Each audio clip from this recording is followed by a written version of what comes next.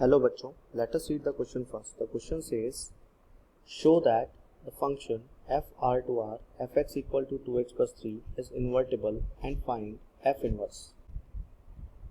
तो सबसे पहले हम समझते हैं की कॉन्सेप्ट। देखिए, हमें क्या करना है, इन्वर्टिबल फंक्शन के बारे में बताना। तो आपको पता होना चाहिए कि इन्वर्टिबल फंक्शन क्या होते हैं। इन्वर्टिबल फंक्शन वो फंक्शन होते हैं जिनका इन्वर्स फाइंड कर सकते हैं, और उसके लिए इन फंक्शंस का एक तो 1 और दूसरा ऑन टू होना जरूरी है। अगर ये फंक्शन 1 और ऑन टू दोनों होंगे तो हम बोलेंगे कि दिया गया जो फंक्शन है वो इन्वर्टिबल होगा और उसका एफ इन्वर्स फाइंड कर देंगे। 1 का मतलब डोमेन के हर एक एलिमेंट का जो रिलेशन है वो कोडोमेन के एक एलिमेंट के साथ होना चाहिए, उसे 1 बोलते हैं। और ऑन टू का मतलब कि कोडोमेन में ऐसा कोई एलिमेंट नहीं होना चाहिए जिसकी प्री इमेज डोमेन के अंदर ना हो, तो उसको अपने ऑन टू बोलते हैं। चलिए क्वेश्चन पर चलते हैं। सॉल्यूशन में हम क्या करेंगे, F X equals to a function is given to us which is 2x plus 3। ठीक है, अब ये जो फंक्शन है एफ वो आर से आर में डिफाइन है। तो सबसे पहले मैं 1 को वेरीफाई करता हूँ। अकॉर्डिंग टू द 1 वैसे तो ये 1 है, क्यों? क्योंकि ये लीनियर फंक्शन है और लीनियर फंक्शन ऑलवेज 1 होते हैं। ठीक है, लेकिन अगर आप वेरीफाई भी करो तो फॉर ऑल x1 और x2 मैंने दो एलिमेंट लिए जो कि बिलोंग करते हैं से R में, और ये इस तरह के एलिमेंट हैं जो कि आपस में इक्वल नहीं है, क्योंकि मैं यही प्रूव करना चाहता हूँ कि अलग अलग एलिमेंट्स का जो वैल्यू है वो अलग अलग आएगा।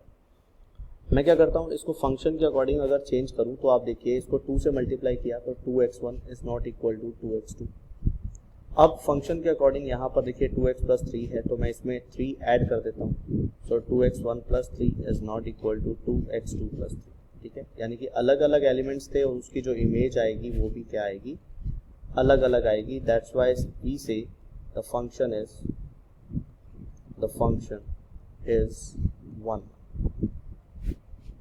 अब अगर आप ऑन टू को वेरीफाई करना चाहते हो तो ऑन टू में हम क्या करते हैं, फंक्शन को एज्यूम किया y equals to 2x plus 3।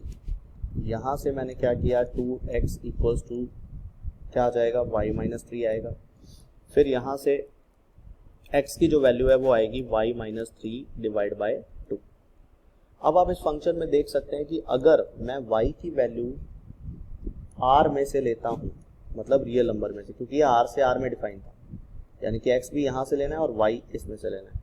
तो y अगर मैं r में से लूंगा तो डेफिनेटली जो x है ना वो r में ही बिलोंग करेगा। कहने का मतलब क्या हुआ, कोडोमेन में ऐसा कोई एलिमेंट नहीं है जिसकी इमेज डोमेन में ना हो।